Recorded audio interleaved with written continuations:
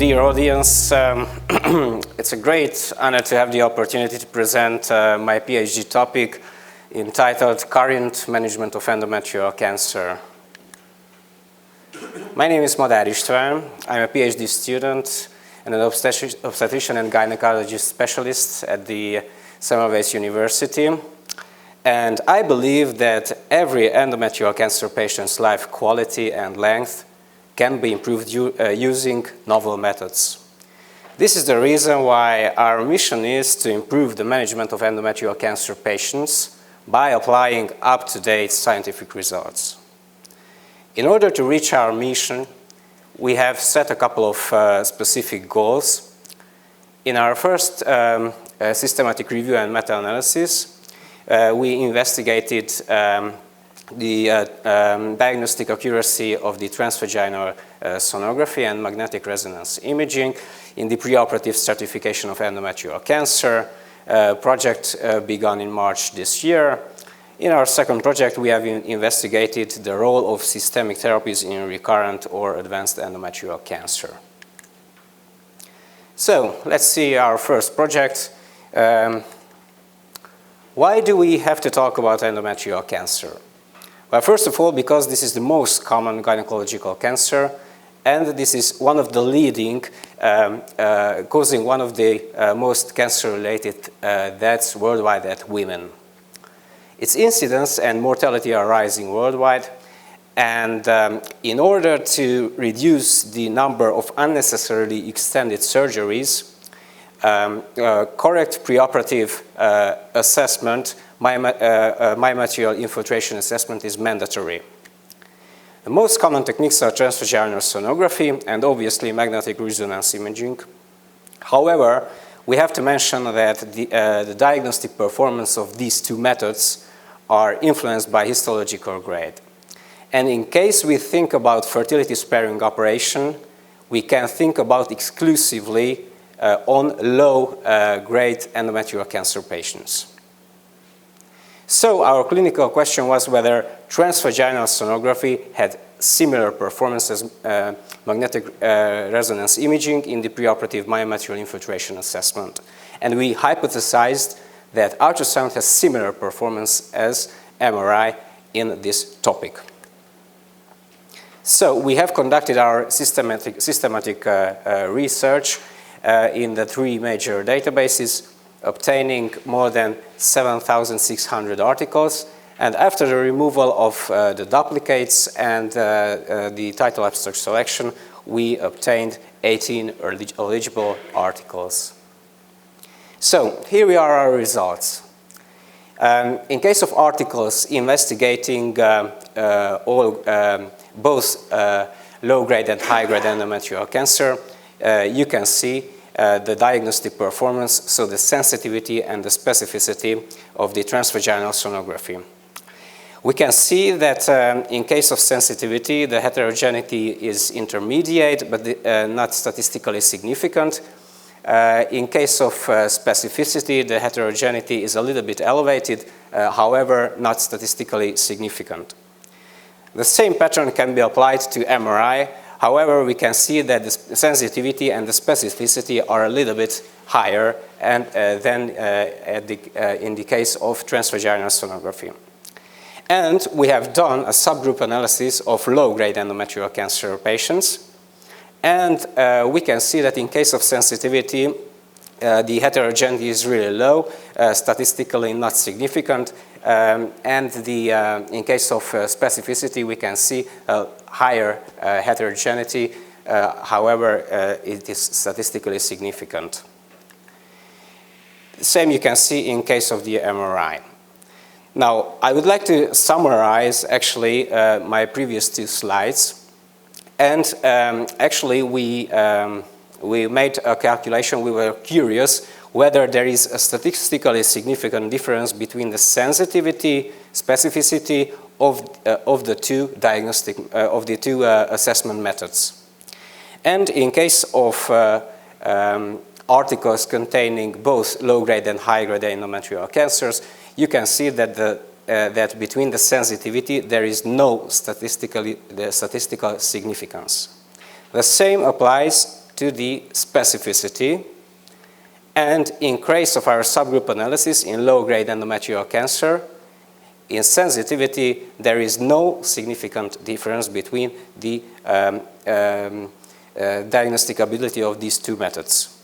However, in case of specificity, there is a statistically significant difference between the diagnostic accuracy of the MRI and transvaginal sonography. Here you can see a hierarchical summary receiver operating characteristic curves about the transvaginal sonography. And you can see on the same slide and on the same figure the sensitivity and the pooled sensitivity and specificity of our results. And on the figure on the right side, you can see the low-grade endometrial cancer patients. On the next slide, you can see the diagnostic accuracy of the magnetic resonance imaging. However, you can see on the second picture the elongated curve of the magnetic resonance imaging, indicating a better specificity of the MRI pool. As any other systematic review and meta-analysis, we have strengths and a couple of limitations. We consider that the case number of our study can be a strength, and obviously we evaluated only cases with patients examined with both transvaginal sonography and magnetic resonance imaging, which is really a strength in the context of current literature. And most of our studies have good quality. However, in case of low-grade endometrial cancer, we have seen that more cases are mandatory in order to withdraw a proper conclusion. And obviously, different scanning protocols might have influenced our results. So all in all, our conclusion is that transvaginal sonography and magnetic resonance imaging in all-comer population have similar performance. However, in case of low-grade endometrial cancer, MRI has significantly better specificity, which translated to our clinical context can be that in all grades we can use both of the methods which have equal diagnostic performance. However, if you know the low grade of endometrial cancer, especially in cases when deep myomaterial infiltration is present or is suspected with transvaginal ultrasound, then magnetic resonance imaging is really justified. So we intend to submit our manuscript within 1 week. And let's move forward to our second project, in which we investigate the systemic therapies for recurrent or advanced endometrial cancer. I have already highlighted the importance of endometrial cancer in our century, and we have to highlight that 18% of patients will have recurrent disease. And unfortunately, no standard care is available for the second-line systemic therapies. In case we obtain for systemic therapies, we can obtain either for hormone therapy, cytotoxic chemotherapy, or targeted therapy. Our clinical question was whether combined therapy protocols offer better survival than single-agent protocols, and we hypothesized that the use of the combined therapy protocols will offer better survival rate. We have done our systemic research in the 3 major databases, and we obtained more than 14,000 results, but in the end, 109 articles proved to be eligible for our final analysis. We have a lot of results. I don't want to spoiler my results, so when all of them will be ready for the next progress report, I will show you.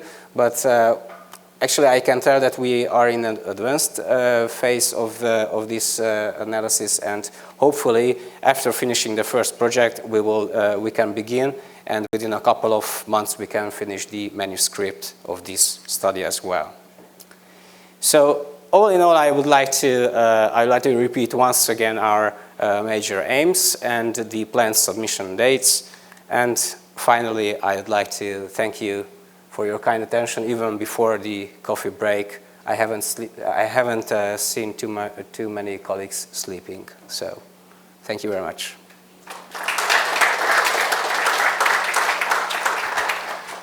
Questions. First, thank you. Congratulations on your lecture. The first question would be regarding, was there any criteria for the ultrasonographists in the studies? What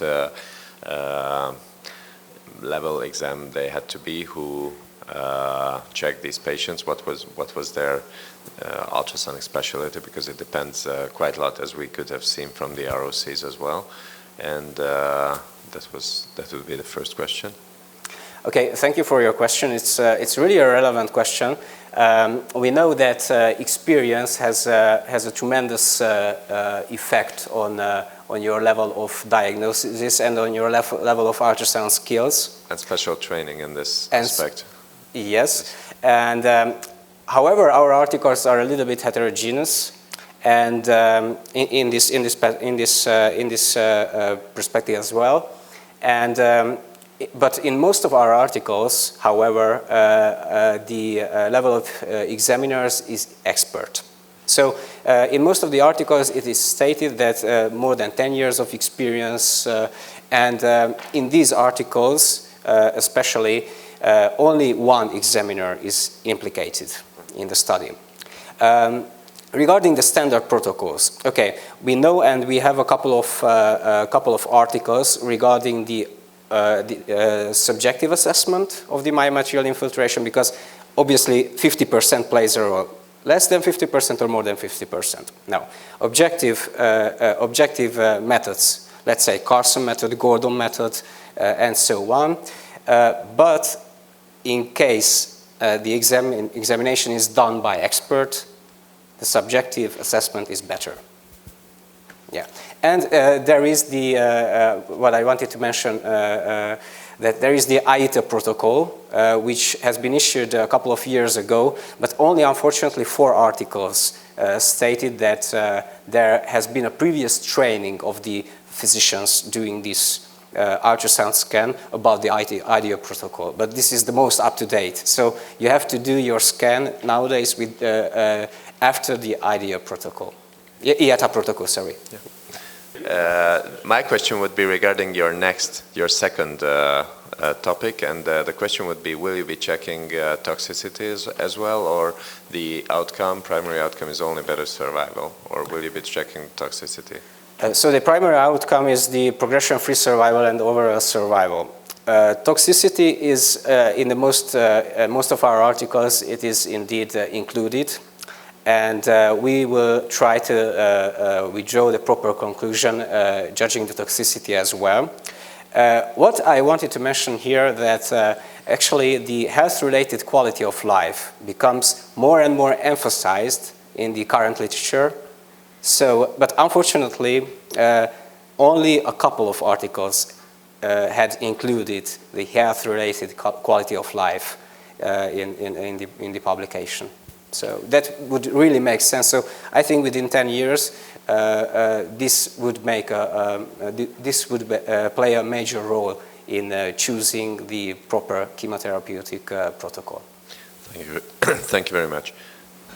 In your, you did ultrasound and MRI.